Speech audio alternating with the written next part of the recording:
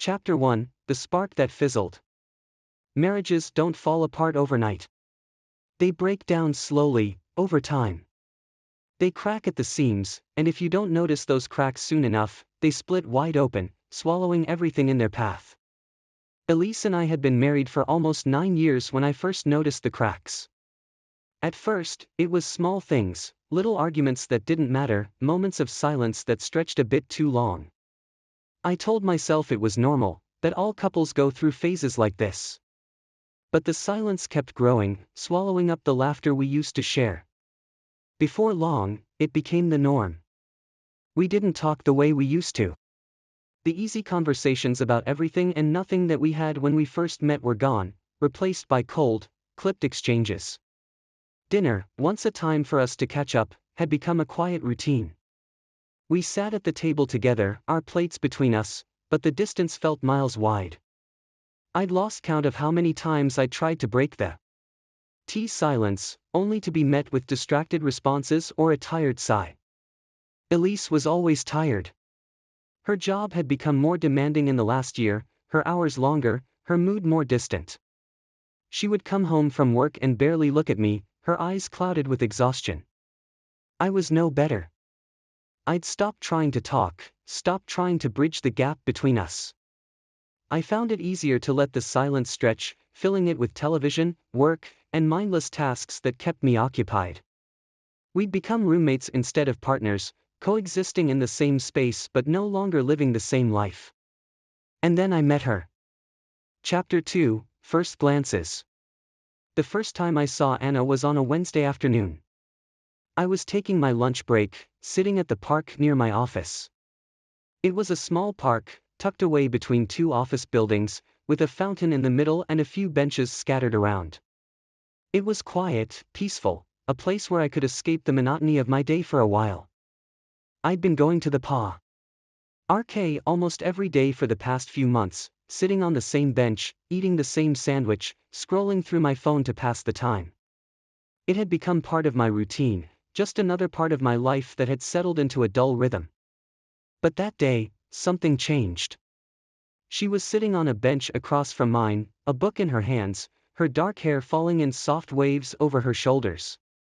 She wore a pale blue dress that fluttered slightly in the breeze, the fabric clinging to her as she leaned forward, absorbed in the pages of her book. She was beautiful in a way that was understated, her features soft and inviting. But it wasn't just her appearance that caught my attention. It was the way she seemed so completely lost in her book, so disconnected from everything around her. There was a calmness to her, a stillness that drew me in. I watched her for longer than I should have. I told myself I was just curious, that there was no harm in admiring a stranger from afar.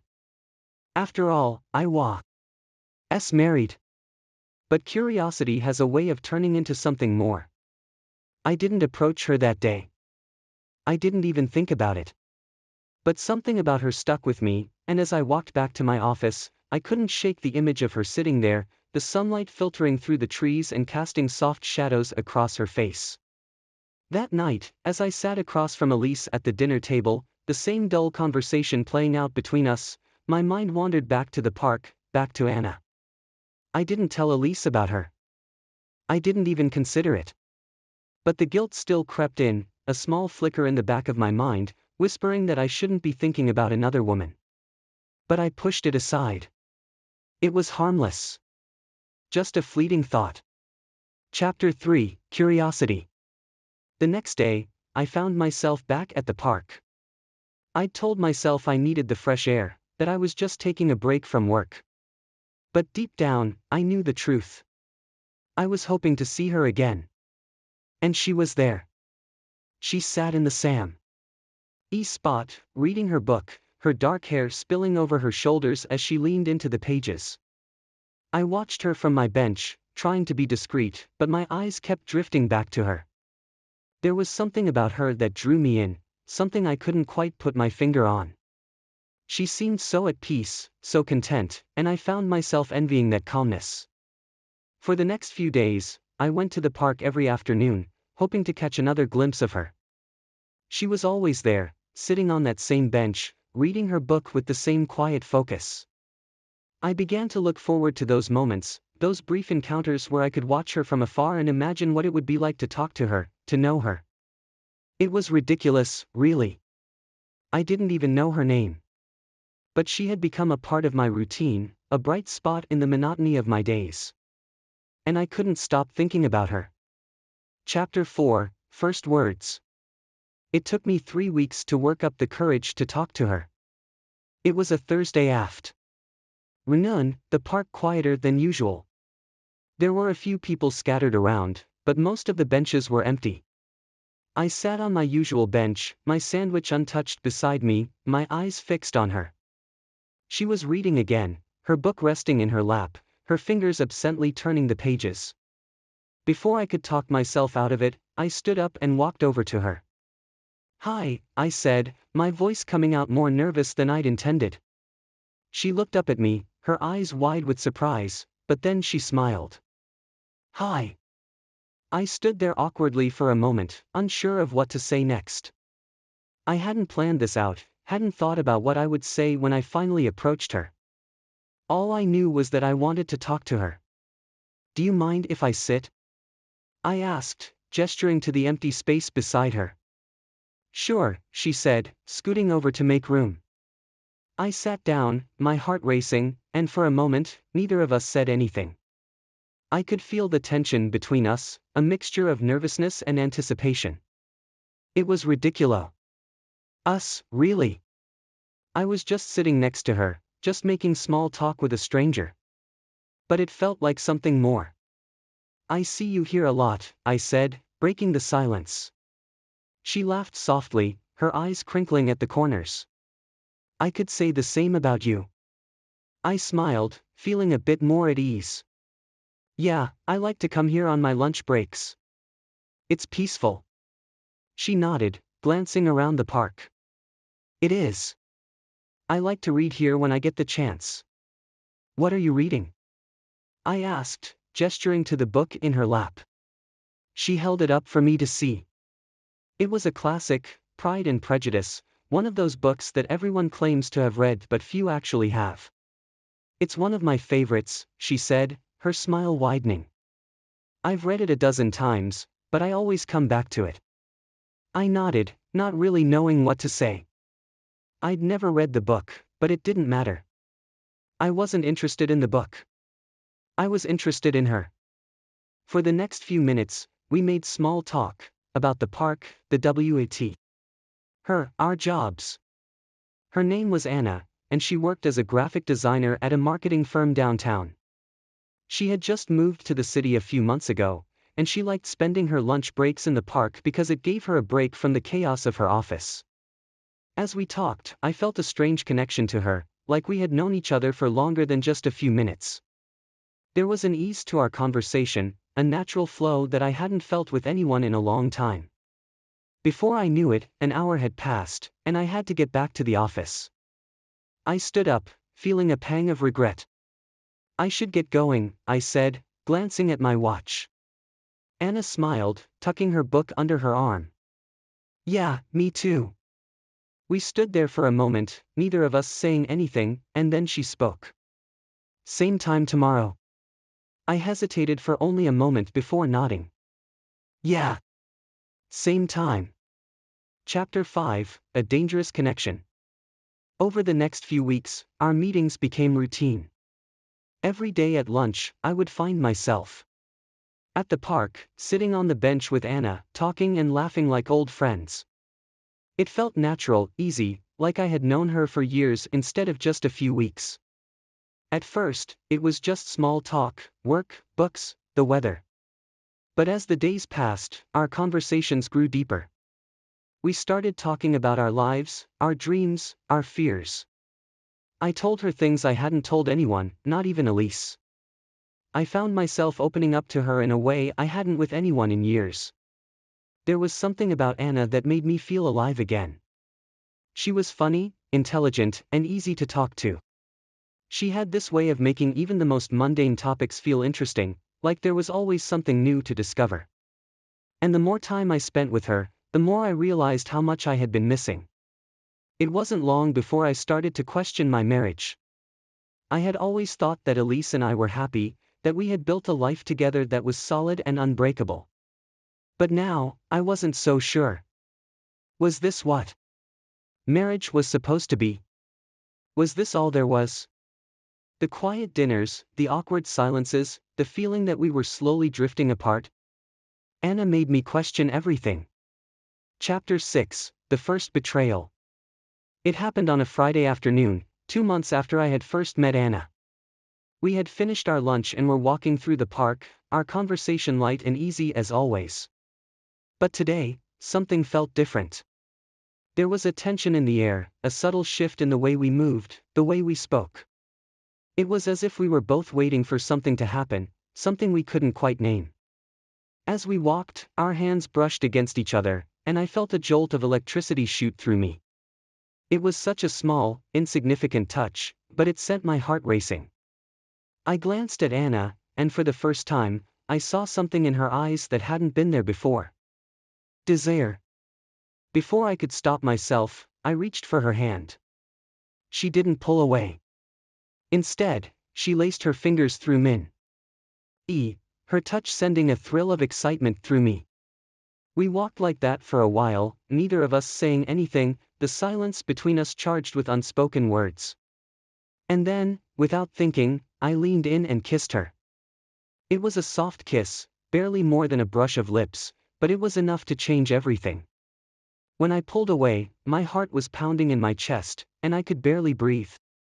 I had just crossed a line I could never uncross, and the weight of that realization hit me like a freight train.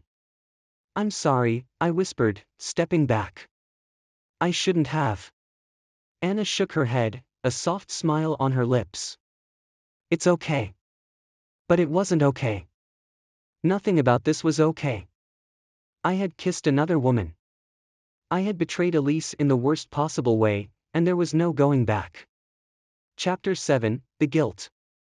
The guilt hit me like a wave the moment I got home that evening.